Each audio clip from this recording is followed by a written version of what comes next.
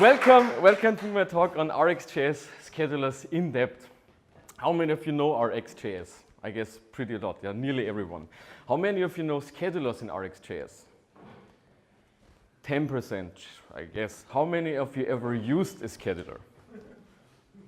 I guess everyone that knows RxJs and used RxJs used a scheduler. Schedulers are baked into RxJs. Let me start with a question. What is the execution context of an observable? To answer this, I will show you some quick lines of code. Back to the beginning, sorry for this delay. What we see here are some lines of code. One synchronous console log down here with the number 4, then I have a promise at set timeout, and then I wrapped a console log in the request animation frame function. Every single line here runs in a different execution context. What does this mean? We see the order is here from 1 to 4, and if we look in our browser, and I comment in the line here,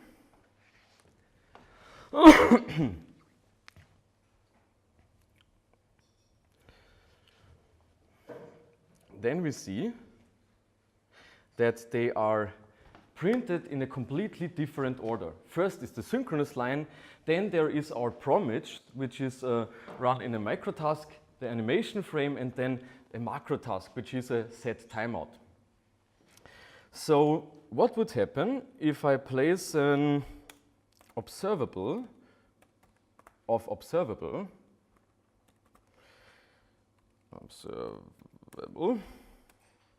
and subscribe to it? What do you think? Will this line run in synchronous code block or in asynchronous code block? Synchronous, of course, of course. So let's check this. Where is my mouse? So if I append this observable here, we see that it is in the first line, which means it is executed synchronously. Why? Because observables are synchronous. They are synchronous by default. But what if I apply another pipe? What if I apply a pipe that is called observe on? And this observe on pipe enables me to pass in a scheduler. And if I run this code again, without wrapping this line in another execution context like a set timeout or a promise, it changes the place. And now it is executed as a macro task, as I would wrap it in a set timeout. This is the power of schedulers. You can control the execution context from outside without wrapping this code.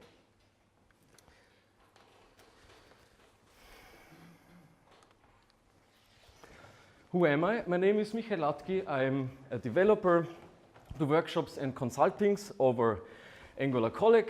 As you all know, I run this amazing meetup here with all you lovely people, and we founded together the Angular Austria Association, which is here to support Angular meetups and events in Austria and around. What's on the menu today? I will give you a good overview of the responsibilities of schedulers. I will show you how to do the basic usage of schedulers.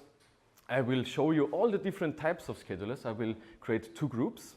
I will show you the internal building blocks of schedulers. This is really deep dive into the internals, and then I will show you how to use them manually. Let's start with the responsibilities.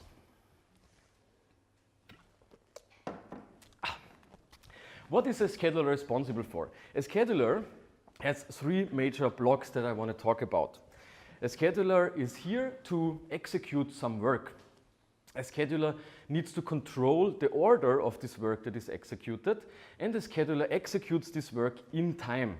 Therefore, I have these 3 blocks here: the execution context, which we get some insights before, the execution policy, which is the order, and the clock. What is the execution context? Well, I showed you that if I wrap code in a set timeout, a promise, or a request animation frame, I can change the time in which this code is executed and the order. But I have to wrap it in this function. But then I can execute it in the specified context. The job of a scheduler is to control the execution context and manipulate it from outside. This is the way we would do it normally. We use some of these functions and then we wrap some code inside. With schedulers, we don't need this. We have the flexibility to just pass in another parameter. So schedulers helps us to parameterize where concurrency is happening. What is the execution policy? Well, a scheduler is also responsible to schedule events in a specific order. How do we do this? Well, we use an array. An array has an order. We store all our executed actions in this array, and then we can, for example, sort this array or execute it as it is. Let's take a look in the source code, and we see that a scheduler has this actions array here and a flush method. And if I call the flush method, I will execute everything that is stored in this actions array. The last part is the clock. As a scheduler schedules work in time, it needs notion of time. If we look here in the source code, we see that a scheduler has a private method called now. By default, this method returns the date.now, the timestamp in milliseconds. But I can also override it and control or mimic the time like I want to. Let me show you some basic use cases or usage. I already showed you the observe on operator. The observe on operator is an operator that controls in which context events are emitted. And you can apply this operator multiple times. Another operator is the subscribe on operator, and subscribe on basically controls when your subscription will take place. So you can control the time of subscription, and this operator is only used one time. And then we also have our static operators, and we can pass also schedulers to our static operators. Here, for example, I use the set interval with the async scheduler, which is here by default, but in my timer, I use an animation frame scheduler. So I change the execution context of my timer here. So we see there are many different ways how we can control the execution context of observables. What types of observables are there? I already showed you the async scheduler, but there are more. There is the queue scheduler, the ASAP scheduler, the async scheduler, and the animation frame scheduler. I grouped them. On the right side, I have more special schedulers. There is the virtual time scheduler and the test scheduler. I will walk through all of these schedulers in detail, but first, let me show you some demo where I use all the different schedulers with a delay of 0, because the delay is the second parameter that I can apply to my interval. Let's jump back to the code.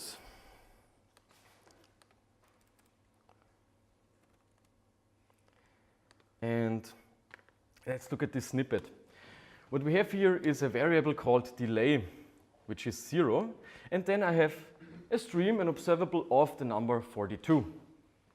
And here I have listed all the different schedulers that are, not all, but 4 of them that are possible: the animation frame, the async, ASAP, the queue scheduler, and no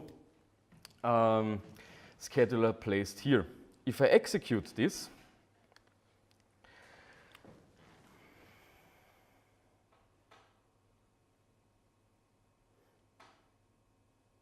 I see if I use no scheduler, it is executed synchronously. Also, the queue scheduler executes code synchronously. All the other schedulers execute this code in an async code block. Let's jump back and take a closer look to all the schedulers in detail. The queue scheduler, as I said, is here to queue up work. It runs code blocking. It runs it synchronously. And it is here to schedule some task, and only after this task is done, it starts with its next task. It is very good if you want to do sequential calculations, tail traversals, or anything else that should run in blocking code.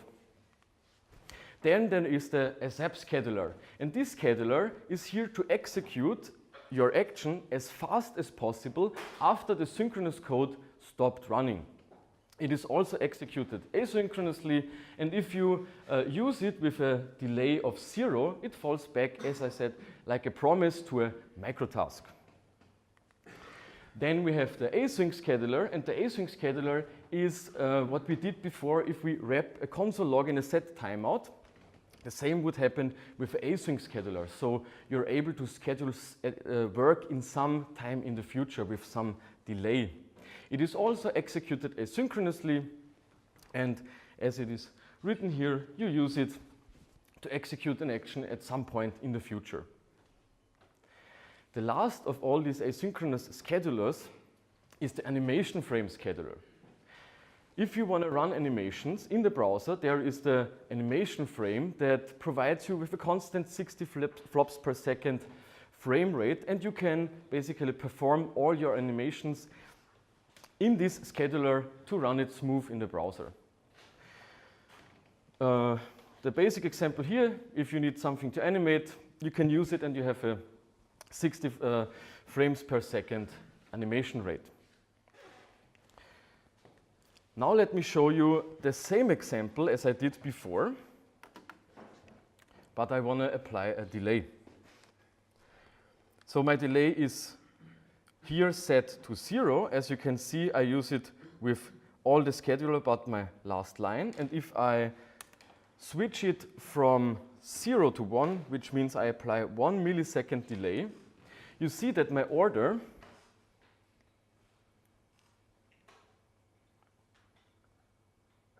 is now completely different. Let's look in detail into this.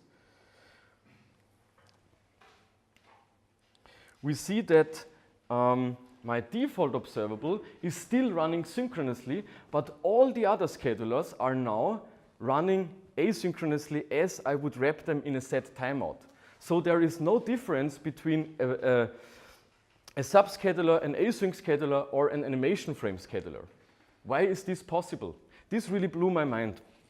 It is possible because all the schedulers, if you apply a delay, they fall back to the async scheduler. I will go into detail on this in my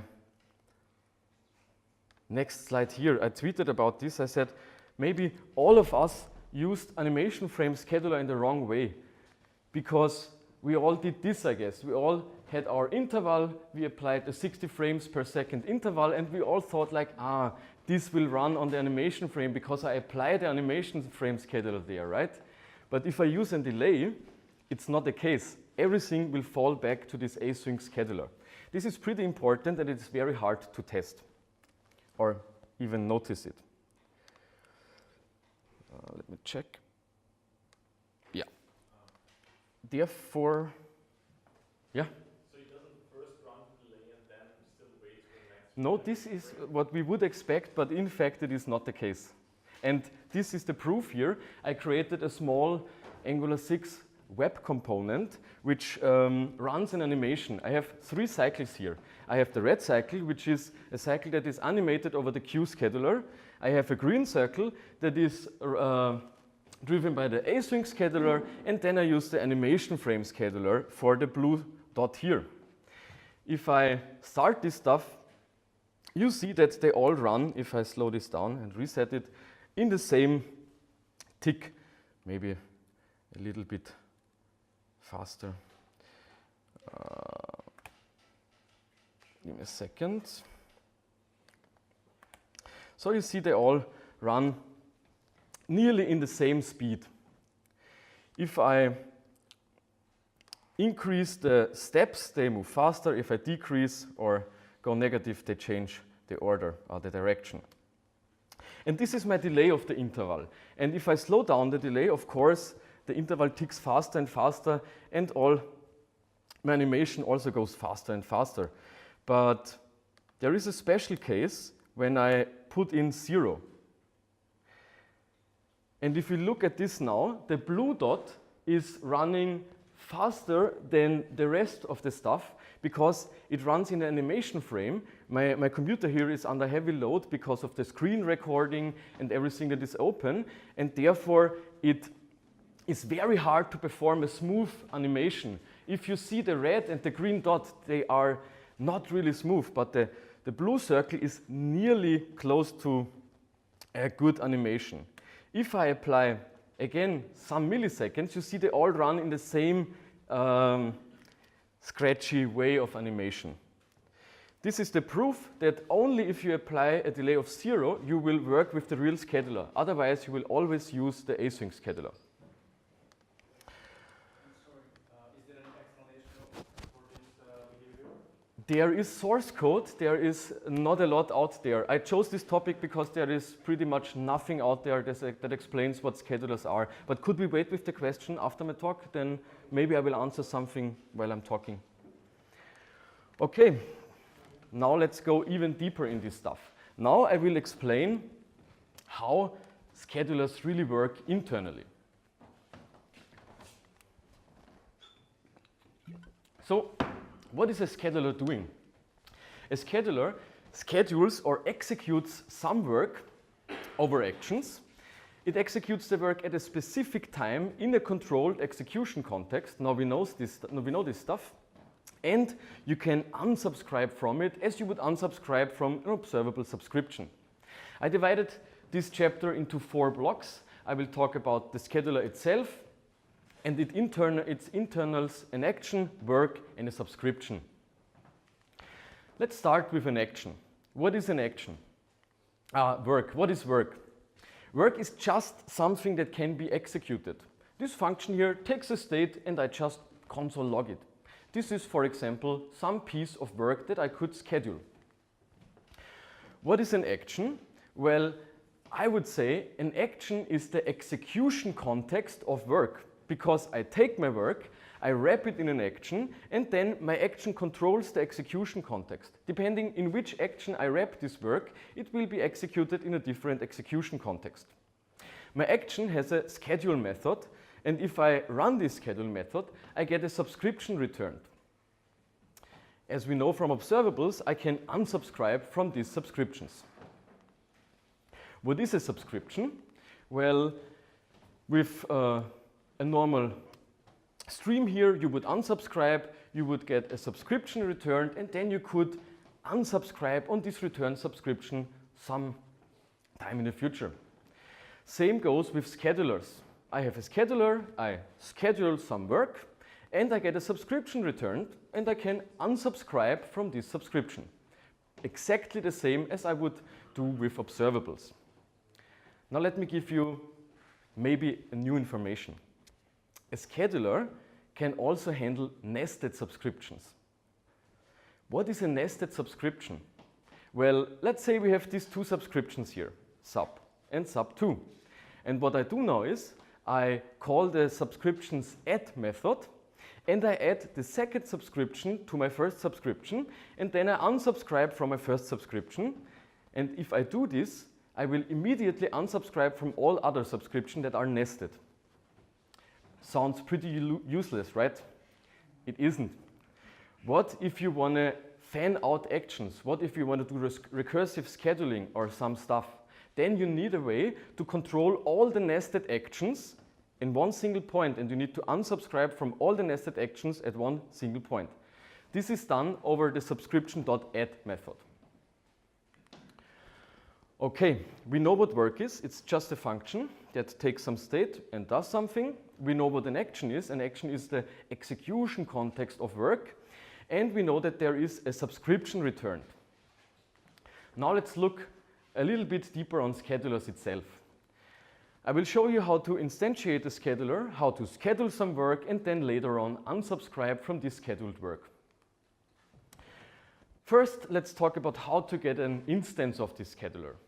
Well, we could use the class QScheduler, and we could provide the class of an action important here, not an instance of the action, but only the class, and then we get our instance of this scheduler. But I would recommend you use some defaults. There are predefined defaults in RxJs called, as you know, QScheduler, Async Scheduler, and all the different scheduler names. Okay, what's the next step? Now we have our scheduler instance.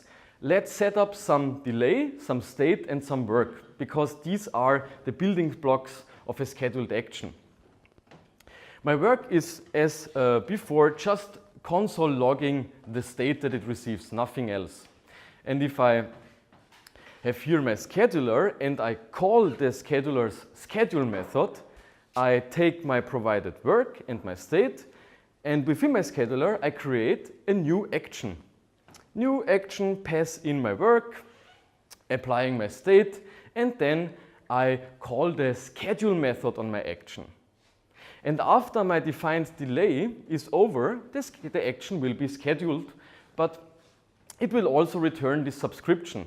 This subscription is handed back to my scheduler's schedule method, and the scheduler's schedule method returns me the action's subscription. Of course, I can take this subscription and unsubscribe from it later on. Okay, that was the deep dive into schedulers and the internals. Now let's code something manually with schedulers. Let me start with this example here. What I did is I created two custom form components which are signature pads. So I can use my finger and I can draw on this. And I open up the console. I store this signature in an array, and this array consists of points in time. So what I could do is I could animate this signature. If I click here, I see that I have segments of a signature and points, and a point could have a color, a timestamp, and an X and a Y coordinate. My goal here is to record a signature on the left side and animate it on the right side in real time. Let's code this. Let me first comment in this signature. Okay. Here is my loop, and I loop over the signature. A signature consists of segments, of lines, and a line consists of points, so two nested for loops. Then I set it up a delay, some initial state, which is the current segment and point of a signature, and work. And here I just console log the initial state. What if I, sorry, I'm in the wrong function. What if I apply some work here, because we know we can already log every single point in the signature. Now let's do something with every single point. I take my new point and I calculate, I get the actual signature from my right side. At the beginning it is completely empty. Then I take my actual signature and provide my current signature segment and point, and I update this signature, and then I take the updated signature and display it in my panel on the right side. So this is all I will do in my work function. Down here I schedule my work with my specified delay and my initial state, which is the segment of the signature and the point. Let's have a look at this.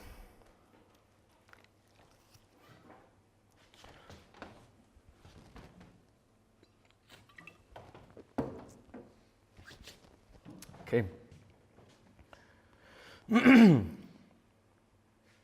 I draw something faster and slower. Now I click the button and nothing happens. Why is this the case? Well, I really don't know. Maybe I'm still in the wrong function. Maybe I should do this in this function here. But if I do this in this function and I get rid of this console log, this was planned, yeah, then, but only then, I draw something, I click the button, and we see it is animated. Really cool. 3 lines of code, live animation, pretty cool. RxJs schedulers, right? Okay, I click this button again and again and again very often, and I mess up everything. Why? Because all my animations are running and overlapping each other. What I should do is, I should control, whenever I click the button, stop scheduling the old signature, reset everything, and start a new one. Let's do this. To do this, I use a subscription. I have a predefined subscription here, this drawing process subscription. It is here, it's just a new empty signature, nothing else.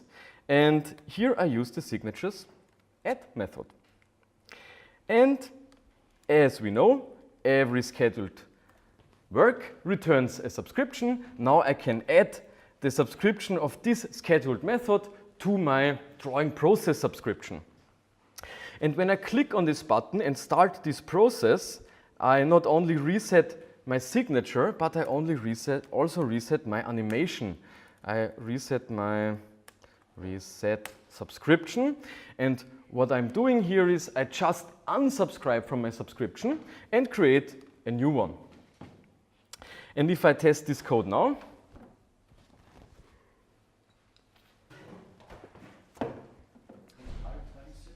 what? Yeah, compile time zip for my throat. And now I click this button many times, and you see we stop the animation and we restart a completely new one. No overlapping animations here. Therefore, I use the signature subscription.add method. Okay, pretty cool, right? Let's go back and do something else. What is the next slide? Virtual time scheduling. Okay, so I already discussed these four major schedulers, the queue scheduler, ASAP, async and animation frame scheduler. Now let's talk about some special schedulers. Let's talk about the virtual time scheduler. What is the virtual time scheduler here? It is here to execute some work in no time, which means if I have an interval with a tick of 1000 milliseconds and I take 10 of them, it will take no time.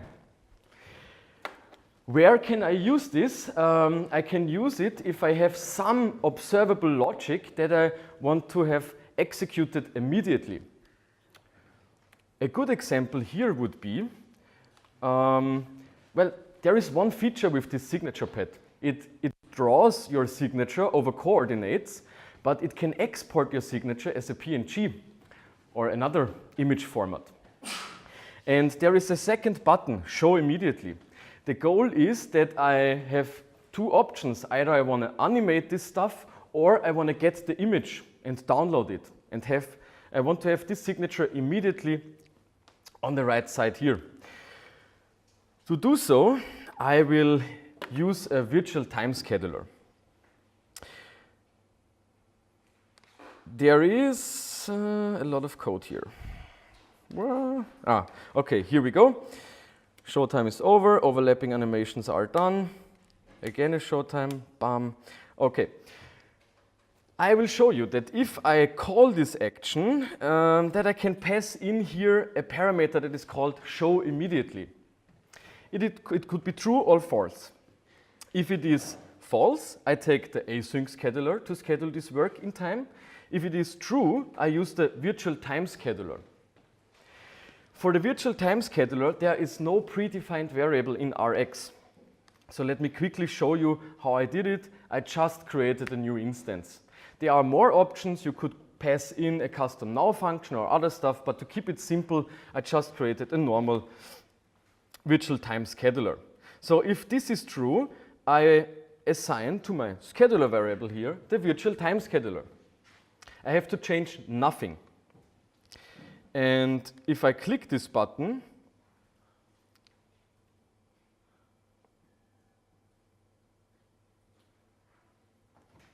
come on. If I click this button, draw something. Yeah, it still works. Clean it and click it. Nothing happens. Why?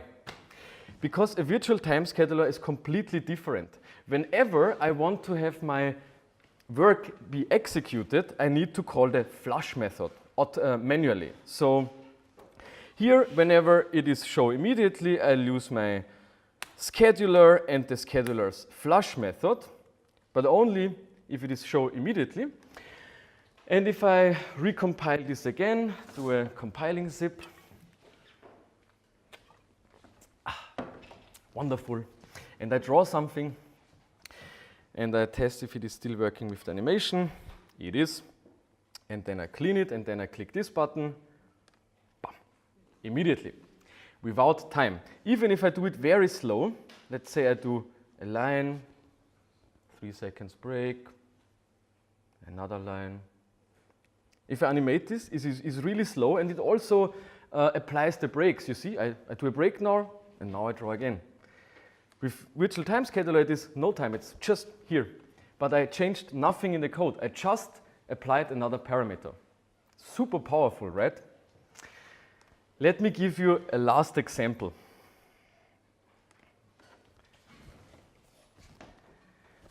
Okay, demo. Recursive scheduling. I didn't know that I do this. Okay, but let's do it. Recursive scheduling is pretty cool. I prepared this smiley here that should act as a speaker. I have a text box, and if I click on the button and I type in some text, I transform this text to Morse code signals. Morse code is some code that sends and stops sending, and whenever I send, I will animate this smiley to open the mouth, and whenever I stop sending, it will close the mouth. I do this because normally I do it over the speaker, but sometimes I have problems, and this is my fallback solution. Okay, now it gets pretty complex, so I hope you are awake. I again have work here, and I have these signals to schedule. What are these signals to schedule? These dots and dashes, this Morse code here. This is an array. And then here is my work. My work receives all the signals when I schedule it. I schedule it down here. I have my work, a delay of 0, and all my signals that I want to schedule. Okay, in this line I just shift off the first one, and then I log the signal and this. And what do you think, what is this? This is the context of the component. So if I look in my console, I see the dot here. This is my Morse code symbol and my Morse code scheduling component. I love really long names. So that this is my component. And now I can use this here, and I can use some helper functions. For example, I can calculate how long the duration of a Morse signal should be, and then I can print it out. Duration. And if I look in the console, and I have still some time left, the battery is over. And I click the button, I see it is 100 milliseconds. Okay, and still my this. So if I want to do recursive scheduling, I need to schedule an action within an action, so I need access to the action's context. This function should sit, or the this should be the this of my action. How to do this? Well, I just replace my arrow function with an anonymous function. Okay, and let me comment out this line and get rid of the duration. And if I do this, and I click the button, I see that my this is now the queue action. Now I'm sitting inside of the action. And what I can do now, I can create this constant here, which is this. And then I could say, well, action, what about if you schedule something? This line here. Now I could say action, take my new signals, they are now one less, and schedule them at some point in the future. But what I did, I lost my context to my component, so I cannot run this getDuration function again. So I need somehow a way to have access to the scope of the action and my component. How I would do this? Well, function composition, right? So I provide another parameter, the context. And what is this context here? it is the context of my component. But how do I get this component? I need to create this function.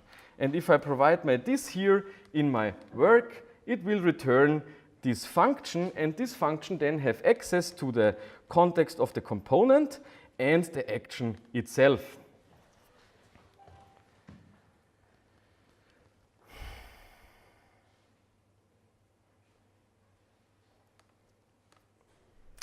And now we see that we have the context of the action and of the component itself. So the last tiny bit to implement the rest of the logic is we would need some scope here to keep track of if I'm currently sending or not. And I could do this by adding some brackets here and create a isSending method variable. Sorry. And then I can return this function, and everything is as it was before. And I have some state here that I can change. I can set it to true, and it will remember it after I run it a second time. Okay, we have now access to our action, to our component, and we can hold some state. Now let's implement the rest of the logic. And I do this by just using another function because I don't like live coding today. And I jump in, it's not a lot more, it's just keeping track of this is sending, stopping the animation if there are no items, and scheduling these actions. And if I did everything right, which is hopefully the case, and everything recompiles, is there a problem? Let's serve it again.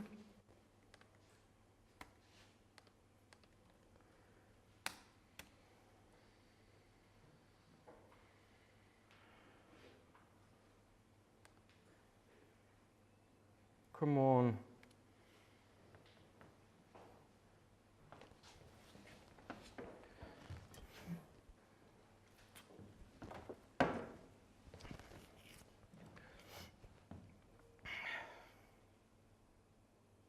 It's pretty slow today. Maybe because of the new CLI. No, joke. Okay, there is an error. I get rid of this error by reverting my whole coding and just use a working function. Easy.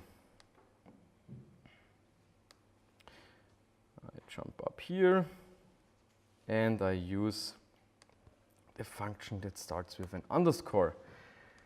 I save it, recompile it, and come on. I need another round of high fives? Really? No. I need just working code. Not a lot. Action T, TypeScript. Okay.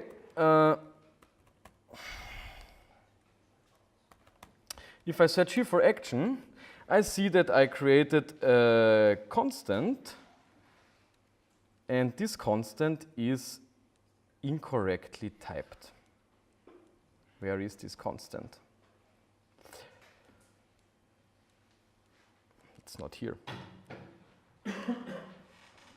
Signature scheduling component. Ah, okay, it's in another scheduler. Let's revert also this. Yeah, reverting is a good stuff. And you see it works. Yeah. I click this button and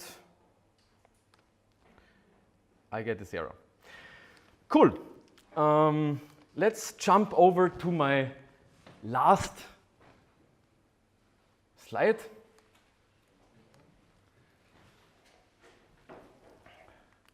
It's on test scheduler. And test scheduler are helpers that helps you to test observables. Test schedulers turn marble diagrams into observables. And you can, again, use them by executing the flush method. How would this look in code? You would create this string here, this marble diagram, and over the cold method, it would turn this string into a cold observable. Later on, you can test if you have the expected outcome. Okay, that was pretty a lot. Let's do a quick recap and then we are done. What I showed today was what schedulers are, what their responsibilities are, that you can use them manually.